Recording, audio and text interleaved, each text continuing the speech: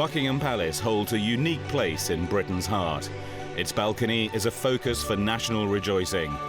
The Queen's grandparents appeared there, so did her parents. At the end of the war, Churchill was there. On the Queen's wedding day and after her coronation, all the royal family were there. When Prince Charles married Lady Diana Spencer, they took their place on the palace balcony. Now, a more controversial couple are set for balcony parades.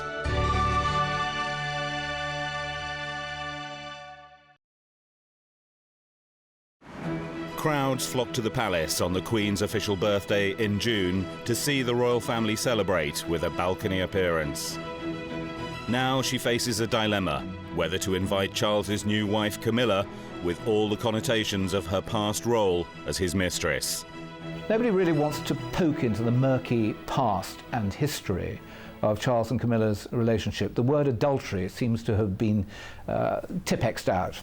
But the truth of the matter is that they did have an adulterous relationship, and that in 1975 the Queen, who didn't want to blame her son for being in an adulterous relationship, said that she would never have Camilla Parker Bowles in the same room as her ever again. The Queen is aware that adultery has occurred. She knows what the consequences have been. She won't forget it, and you won't be seeing Camilla on the balcony at Buckingham Palace when the Queen is there. 1990 marked the 50th anniversary of the Battle of Britain. As the royal family watched the flypast, they didn't know that scandal would soon engulf them and threaten the monarchy itself. Their troubles really began in 1960 when Princess Margaret, the Queen's sister, married Lord Snowdon. She would be the first senior royal to divorce in modern times. In 1973, the Queen's only daughter, Princess Anne, married Mark Phillips, another union doomed to unravel. Anne would later remarry in a low-key ceremony. The spectacular wedding of Charles and Diana was meant to secure the future of the Windsor dynasty. The fabulous ceremony one sunny July day in 1981 was the royal family's own fairy tale. The dark secret of Camilla, a guest at that wedding, was concealed. Later, Diana said, "There were 3 of us in this marriage." Sarah Ferguson, Fergie, married Prince Andrew in 1986. Their marriage, said the Archbishop, was a precious gift to the nation. Their bridal path too would be strewn with broken promises and shattered hopes. Divorce and scandal would tear apart the Queen's family. In the last 20 years, the British royal family has survived some pretty catastrophic events, and they have all in different ways put that future under threat. I think by marrying Camilla, Charles hopes that he is going to secure the future of the royal family. I'm afraid I can't agree with him. I think that by marrying Camilla, Charles is taking the royal family into dangerous new territory. Camilla is going to become the most senior woman in the country after the Queen. That's a heck of a jump for a mistress, for somebody who only within very recent memory was an extremely unpopular figure, given her role, her central role in breaking up Charles and Diana's marriage, which was, after all, the cornerstone of the Windsor's future. Summer 2004, Balmoral Castle in Scotland. The Queen reluctantly began the process of change. After a series of joint appearances by Charles and Camilla, the Queen became convinced that the issue needed resolution in her own lifetime. There were meetings at Balmoral, I think they started on June the 4th, where the Queen was up there for a few days, staying in a lodge away from the main house, and a series of advisors came up from London, and they started talking about the constitutional implications of the marriage. But at Christmas time, Charles decided, we really do want to get married, and talked with the Queen about it while she was at Sandringham, and that set things in motion for an announcement in February. I definitely feel the Queen's hand was forced.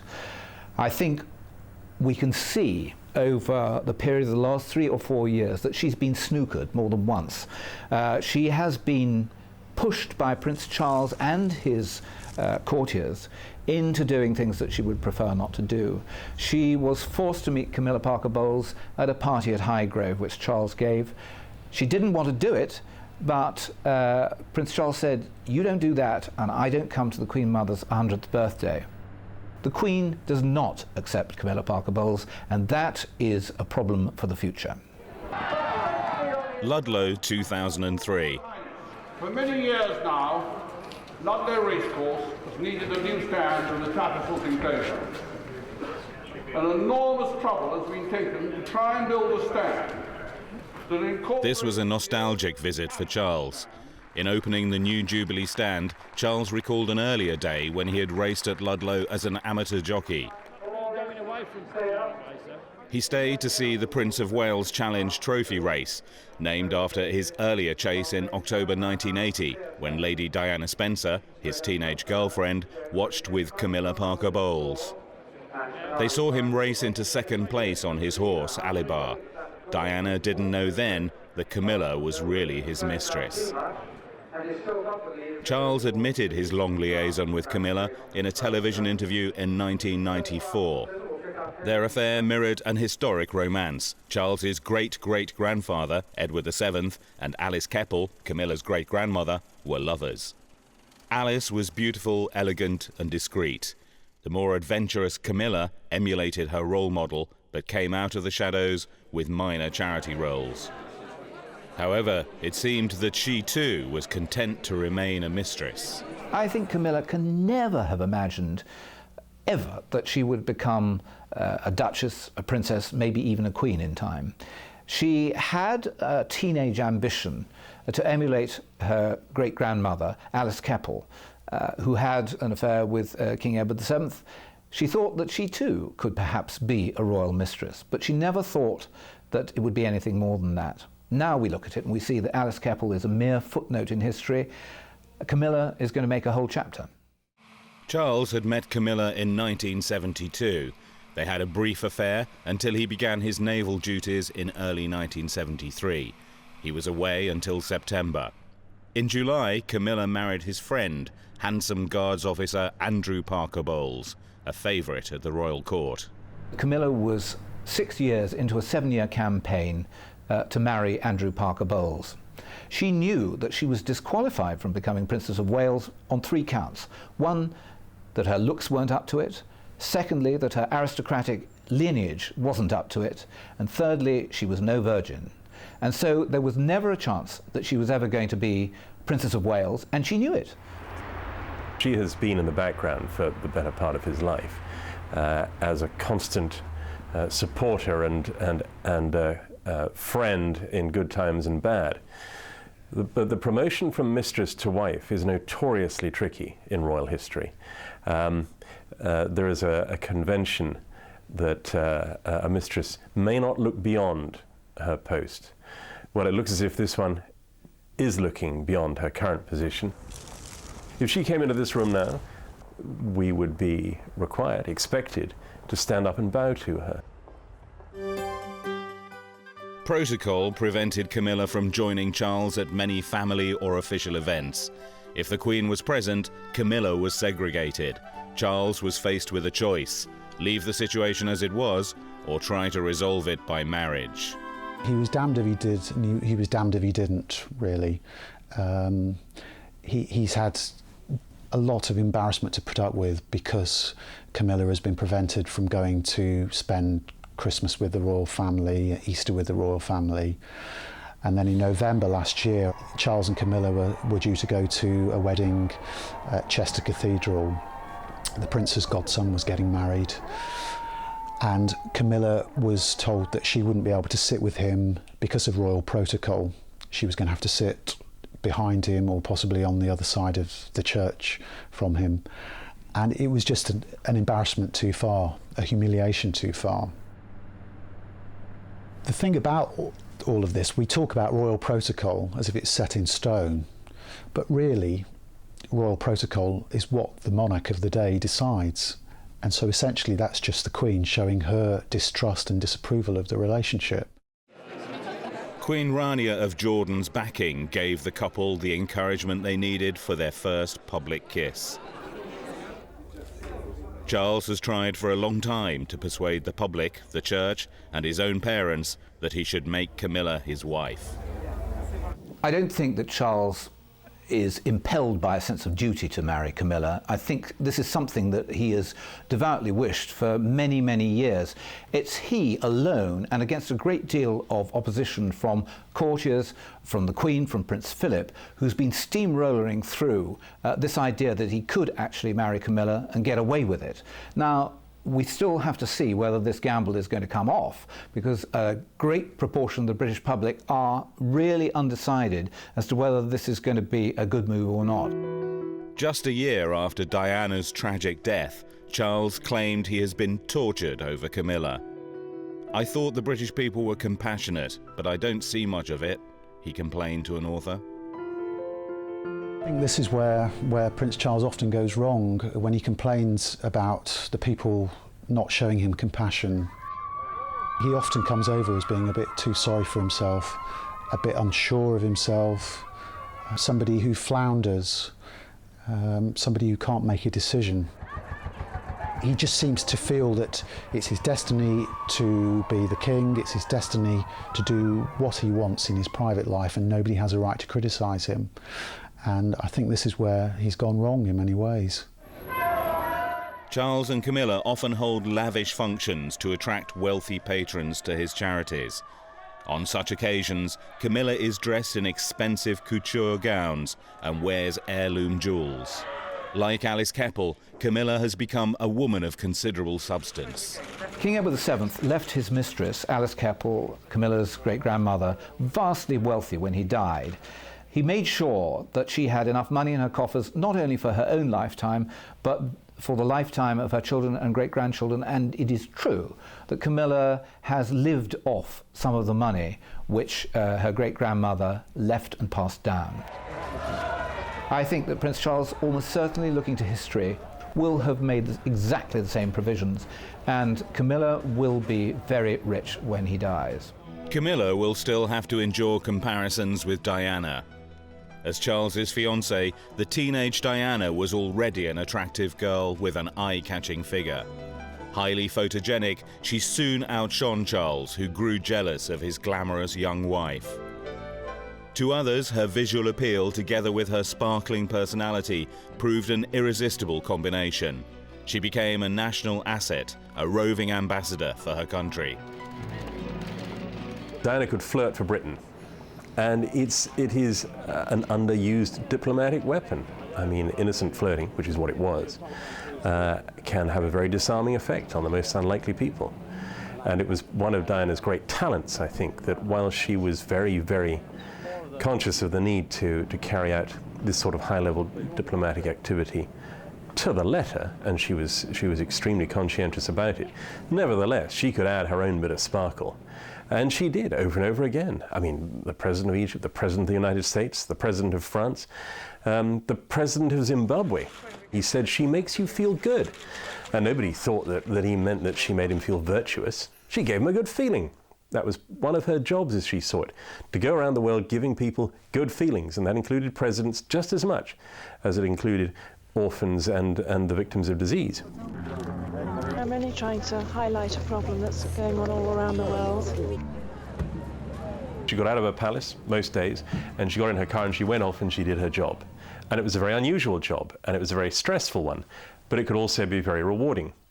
And the most rewarding part of it was usually the people that she met. And whether it was the East End of London or the East End of Lahore, if she met people with whom she could communicate, who needed her, who lightened her day, because the rest of her life was pretty gloomy, then that was a successful day. And she responded to that. That's what made her such a good princess. She was great at her job because she committed herself to it emotionally and mentally. Camilla Parker Bowles is in a very different situation. I think probably she must aim to attract acceptance, and maybe in the far distant future, affection too. But right now, even attracting acceptance is going to be a tough call. It's going to require a lot of things to go right, and it's going to require her to come across to the British people and to the wider world as a worthy successor to Diana. Camilla is a woman known for hunting rather than caring. Charles has presented her through a choreographed public relations campaign with little thought about her image. In my view, this is putting the cart before the horse. I think that what should have happened is that Camilla should have been introduced to the British nation. We know nothing about her. She's an enigma. She's hidden behind palace walls for longer than I care to remember. And she has never been out, pressed the flesh, talked to the British public, and allowed herself to be measured by their standards. The whole thing about having a royal family is that they pay their dues, they work for their living, they earn their living by doing good deeds, by helping charitable organisations. And Camilla does virtually nothing like that. She does a little bit of help for the Osteoporosis Society, but she's not seen to be helping anybody except herself. The British public, the world, has known of Camilla as a mistress. Now they're going to have to start thinking of Camilla as a queen. First, they're going to have to start thinking of her as a Princess of Wales, which is what, in effect, she will be. And then they're going to have to think of her as a queen. And even if she isn't going to be queen in the foreseeable future, that is how people are going to have to picture her. That is the image she's going to have to live up to.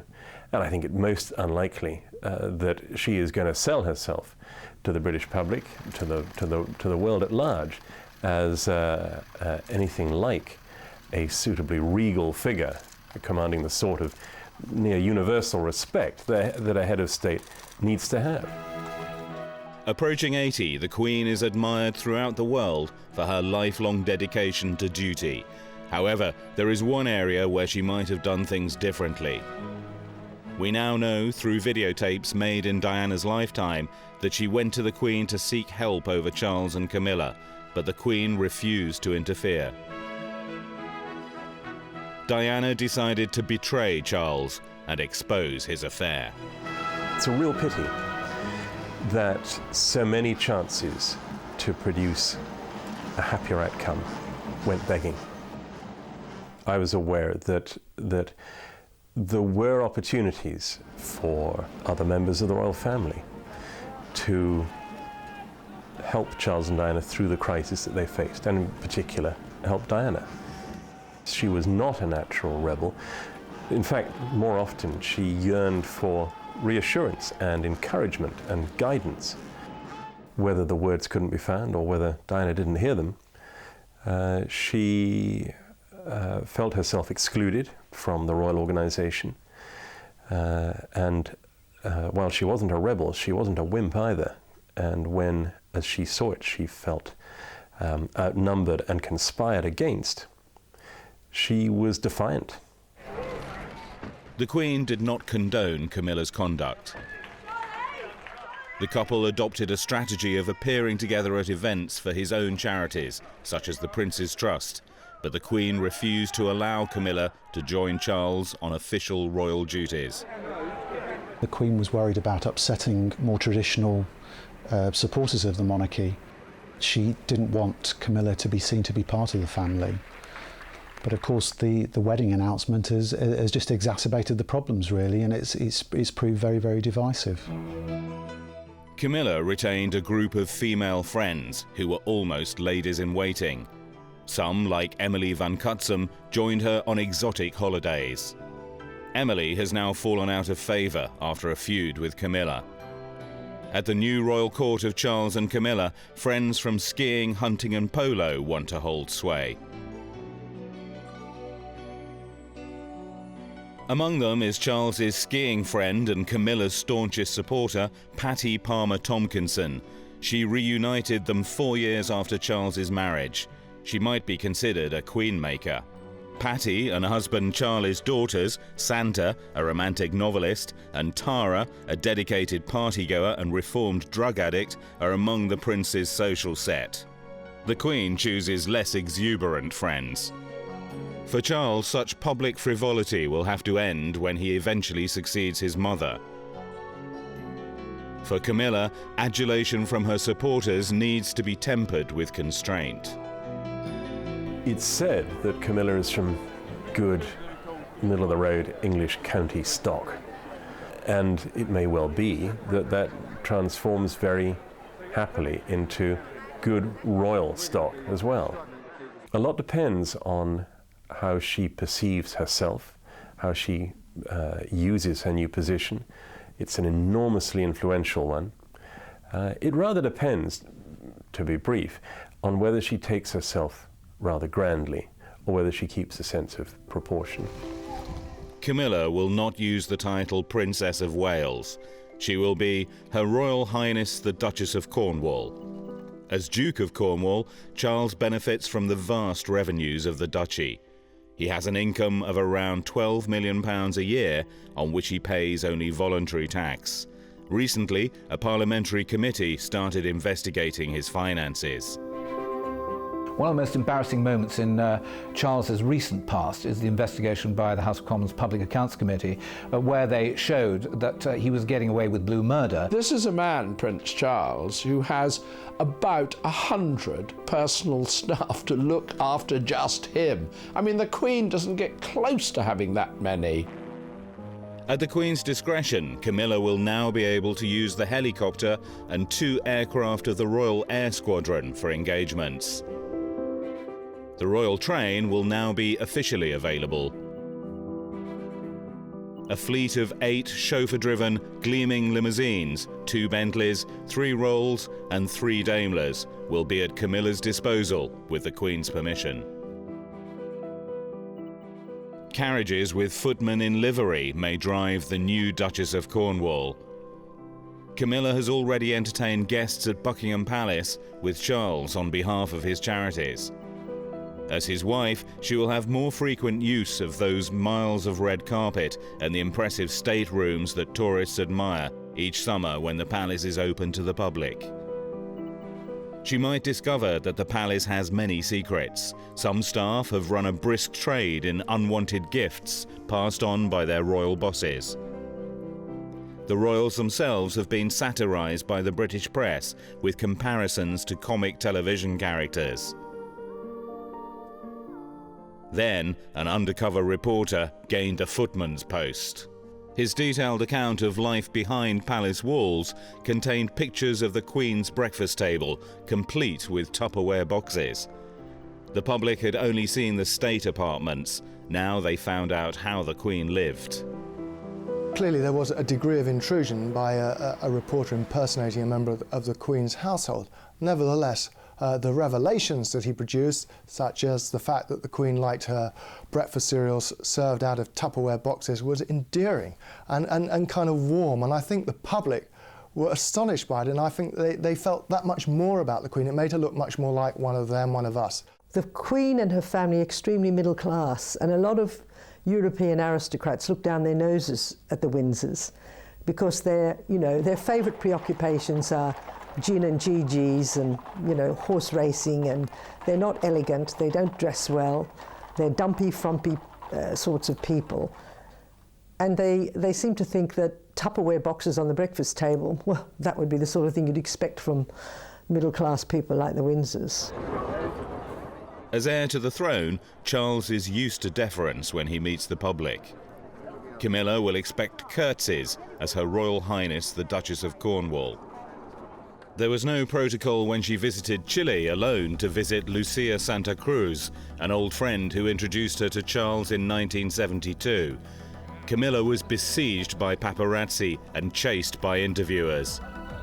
From now on, the royal machinery will protect her from nuisance as well as danger.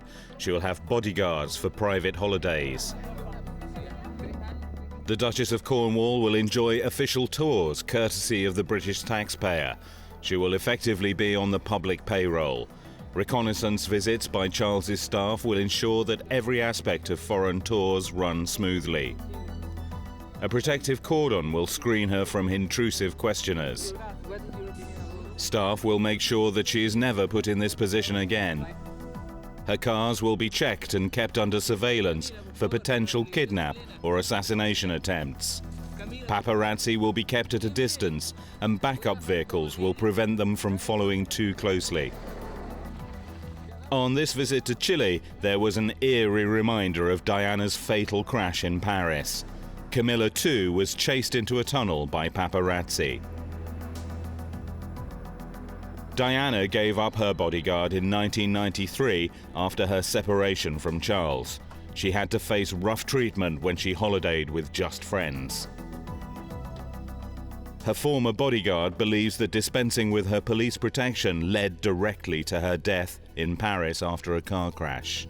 It's my view that had Scotland Yard been in charge of that security that night, irrespective of any conspiracy theories or any plans to attack her or take her life that night, had the security been there, provided by Scotland Yard, you and I would not be having this conversation. I don't think she understood the degree to which her Scotland Yard protection officers made her life bearable. And I think her decision to dispense with them was rather petulant and was intended to prompt sympathy from people who pretty soon were able to see the consequences of her being unguarded. Ken Worf was Diana's eyes and ears. He protected her at home and abroad from attacks by assassins and stalkers. A trained marksman, his casual air belied his own role as a potential bullet catcher. Whatever the occasion, no one escaped his scrutiny. If Camilla is to follow in Diana's footsteps, she will need another Ken to shadow her and keep the press at bay. Here in Egypt, Ken showed he was good at dealing with the press, allowing Diana the chance to pose for photographers before continuing her tour. On this trip, while she stayed at the ambassador's residence in Cairo, Ken kept guard while she took a dip in the pool. Diana was pretty streetwise, and she had, very, very good peripheral vision. And I think it was her, actually, at the same time as myself, spotted some people on a roof on a high-rise building nearby. I was almost certain that it was the media that were taking pictures of Diana in the pool. All I did to help that was to try and obscure the shots that were being taken. Well, it didn't always work. And that wasn't necessarily my role, but in fact, if you look at it from a security standpoint, it was actually not a bad thing to do. But of course, Diana was discussing it then and said, look, what do I do here? Do I have to get out? I said, well, no, stay there, do what you want. She said, well, I never get any peace here, do I? I said, well, no, but that's part and parcel of being the Princess of Wales. There's not much I can do about it.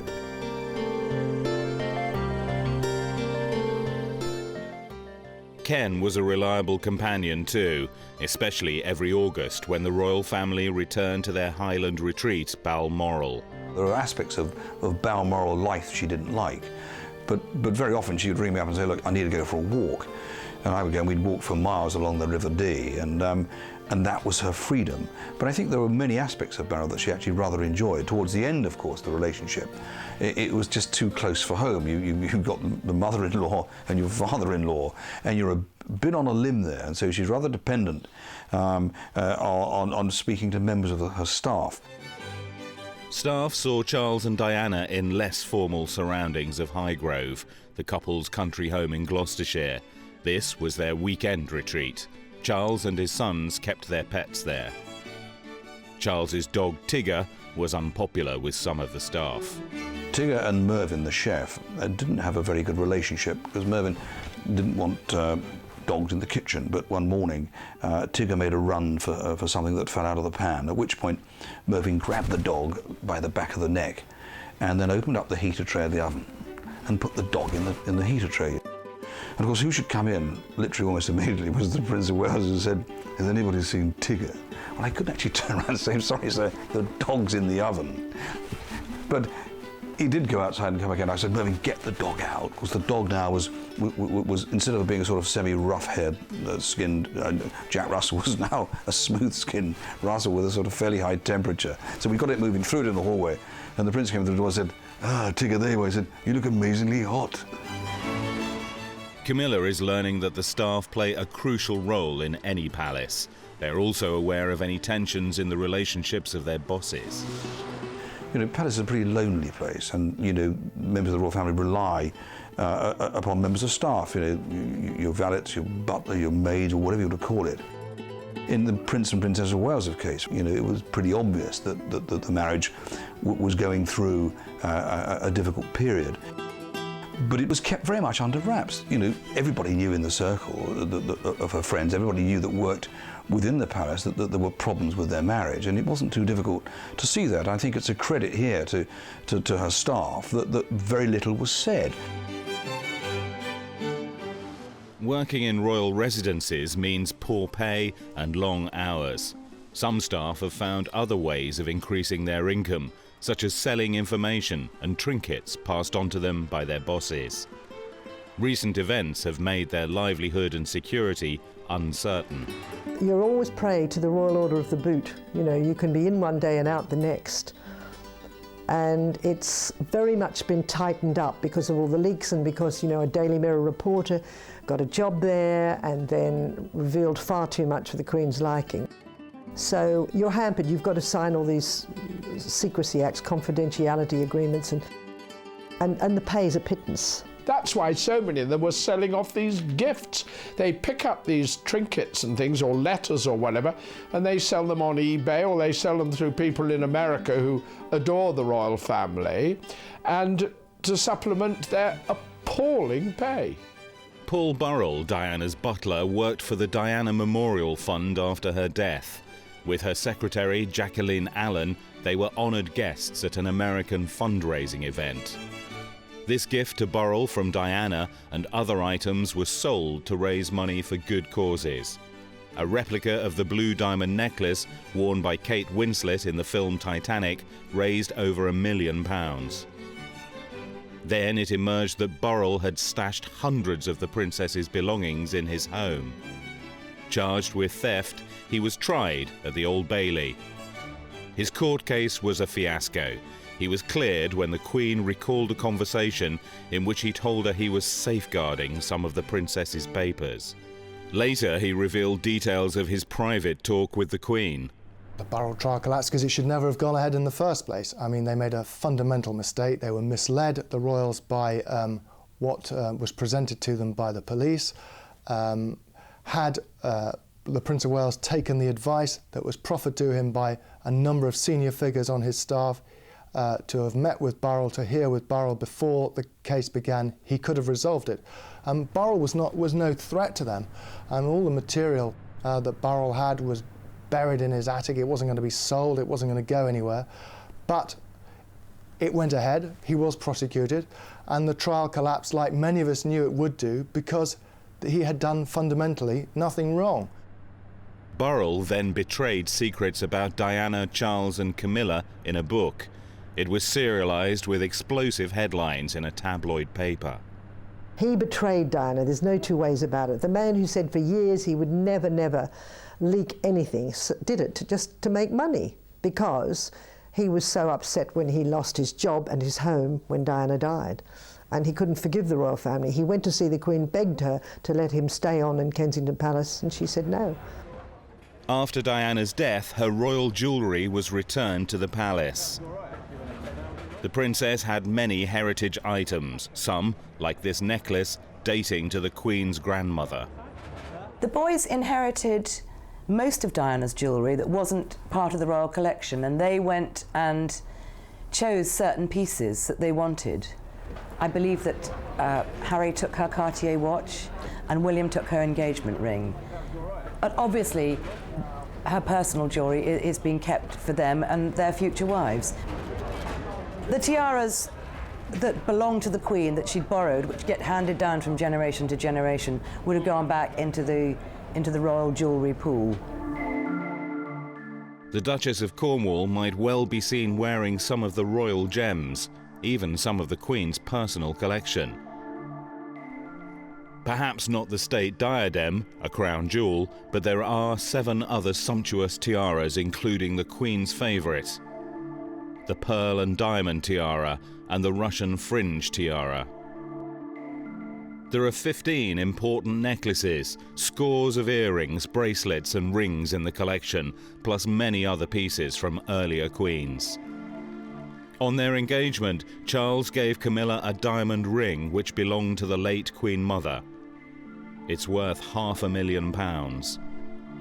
In 1901, after the death of Queen Victoria, Edward VII, Alice Keppel's lover, and his queen, Alexandra, were crowned.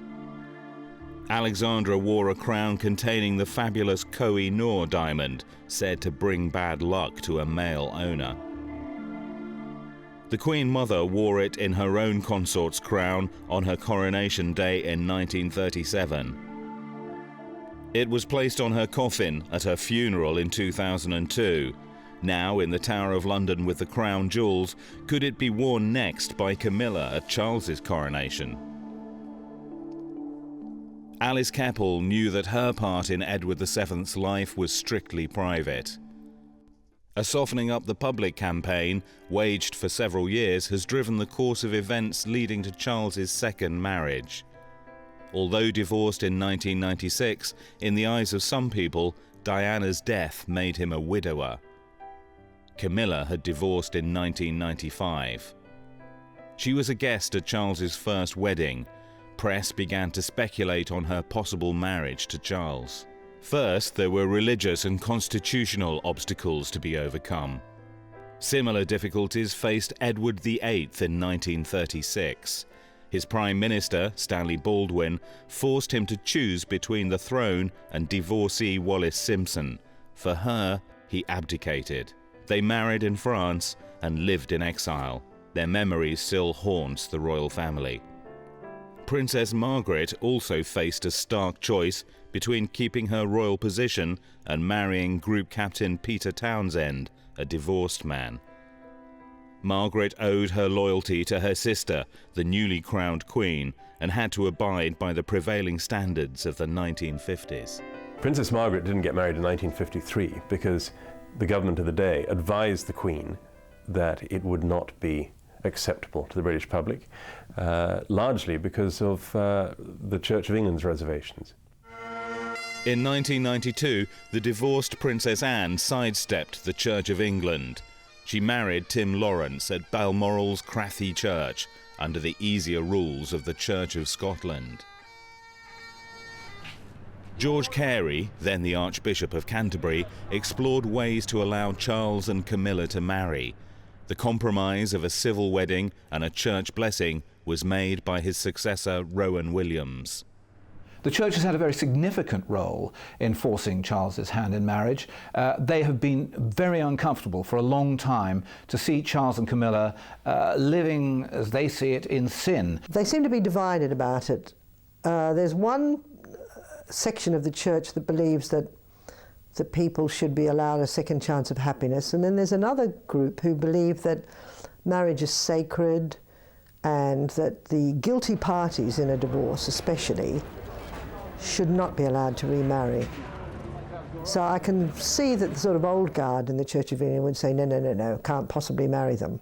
Charles's civil wedding problems go back to 1836, when Queen Victoria was still heir to the throne.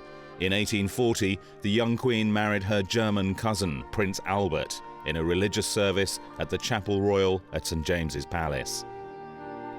Group Captain Peter Townsend and Princess Margaret were prevented from marrying in a civil ceremony by the 1836 Act and by a later one. There are various laws governing marriages of the royal family. We go back to the 1836 Marriage Act, the 1949 Marriage Act, which both appear very, very clearly to prevent members of the royal family from marrying in civil ceremonies.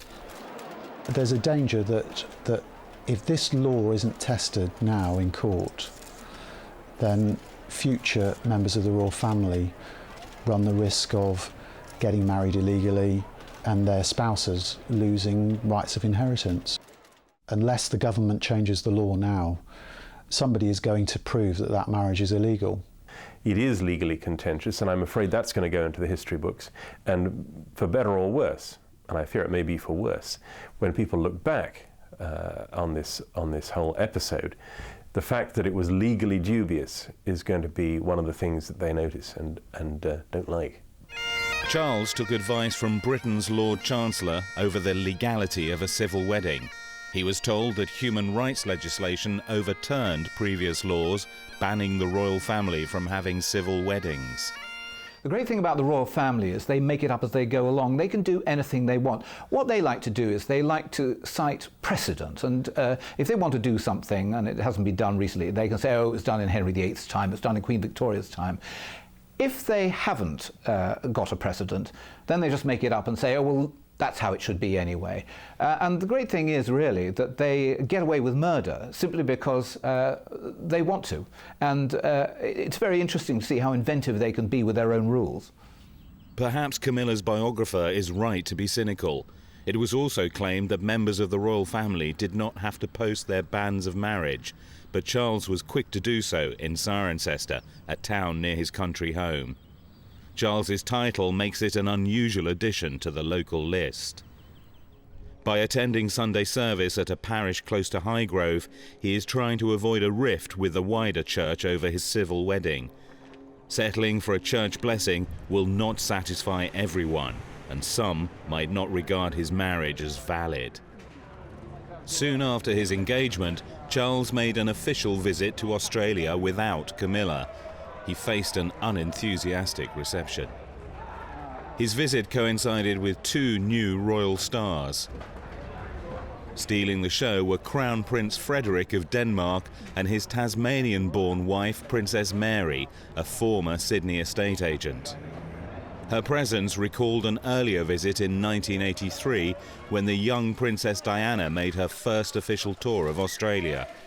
Diana and Charles received a rapturous reception. These were the glory days of the British royal family. Surely Camilla cannot hope for such popularity. I imagine that reaction to Camilla in Australia will be comparable to reaction to Camilla here, in that some people will think she's a good thing. Not many, I suspect. More people will think that she's no substitute for Diana, and that in fact, by taking Diana's place, Charles is showing a lack of respect for Diana. But the great majority will be more or less indifferent.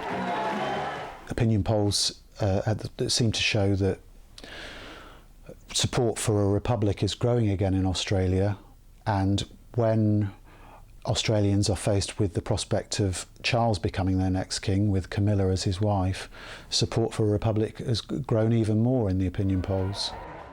Charles should also consider the reactions of all the 15 nations of the Commonwealth, where the Queen is head of state.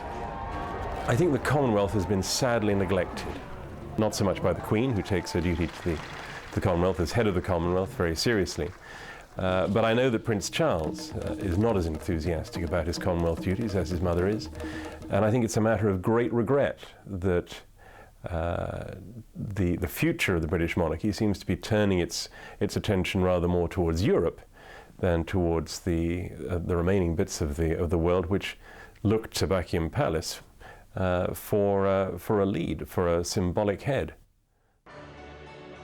Windsor Castle was announced as the venue of the wedding.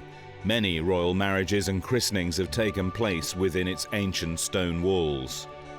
St George's Chapel was used in 1992 for a wedding attended by all the royal family. It was the marriage of Lady Helen Windsor, daughter of the Queen's cousin, the Duke of Kent. And in 1999, Prince Edward married Sophie Rhys-Jones at St George's Chapel. He is the only one of the Queen's children who is not divorced. The chapel is ornate and regally splendid, with the atmosphere of a cathedral. Charles' plans to marry there were dashed by a legal technicality. It emerged after they'd made the announcement, a rather hurried announcement provoked by a leak to a newspaper, that they couldn't get married in Windsor Castle without allowing the public to get married there for the following 3 years. The Queen was horrified at the thought of her weekends being interrupted by members of the public coming in to get married, and all sorts of chaos would ensue. Charles's officials are starting from scratch with this one, and they're trying to blend in with the Queen's household and what it requires. And I think that it's hardly surprising that here and there things have come unstuck. The couple will now make the short journey from the castle through the town of Windsor to the Register Office in the Guildhall. The low-key ceremony will be held in the Ascot Room, There will be no television cameras, and only Camilla's family and Charles's sons will attend. Notably, the Queen will be absent. It does go against the grain for the Queen not to go to the wedding.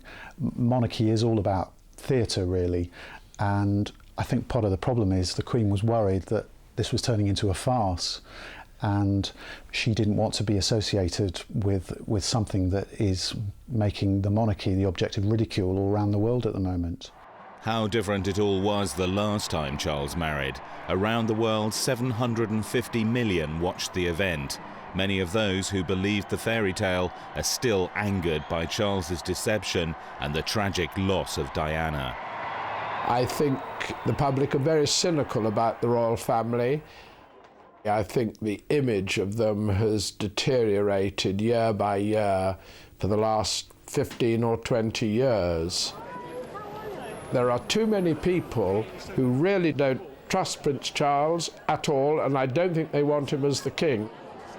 People under 40 think the Queen and other members of the royal family, they're just celebrities like Michael Jackson or Robbie Williams, and there's a soap opera going on, and they're quite interested every now and then to see what the latest instalment of the soap opera is. For people over 40, they still generally take the monarchy quite seriously, and it's those people in particular, I think, who've been upset by the prospect of a future king getting married to a woman whose adultery with Charles helped cause the breakdown of the marriage to Diana. February 1981, Charles and Diana faced the cameras for their engagement. Notice Diana's reply to the interviewer. I'm amazed that she's been brave enough to take me on. And I suppose in love. Of course. Whatever in love means. February 2005, another engagement to another English blonde. Uncannily, her words echo Diana's, of course. Did he get down on one knee to propose? Camilla is reluctant to be compared to Diana with her extraordinary appeal. So far, Camilla has adopted only a limited charity profile. She will never be someone who undertakes an awful lot of royal duties, someone who is constantly in the newspapers. She will try anyway to be somebody who is in the background, just supporting her husband and getting along very quietly with being a member of the royal family. She clearly is somebody who is very well suited for Charles. People who meet her say that she is very good at putting them at their ease. She's a very strong, steady person, and I think Charles is somebody who needs constant reassurance.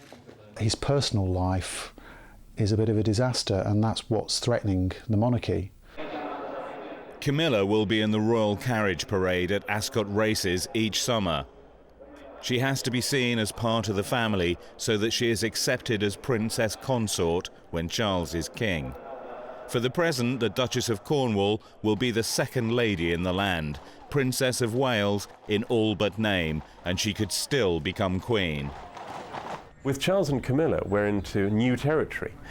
The guys who are actually having organised this thing don't have any precedent to refer to. There isn't a book of rules, so they're having to make it up as they go along. Prince Charles obviously believes that he could ascend the throne with Camilla by his side. Whether she's called a princess consort or a queen is pretty irrelevant. I think the rule is that the wife of the king is automatically the queen. So in his eyes, this is quite doable. We will wait and see whether the jury of public opinion will actually come out in his favour. It's a very tricky road ahead for the Prince of Wales. He's put his reputation on the line with this marriage. We're going to have to see whether he can get away with it. The same prince, another wife, a second fairy tale. Based on scandal and tragedy, this one cannot be sold as a storybook romance. The question now is, can the monarchy survive a King Charles and a Queen Camilla?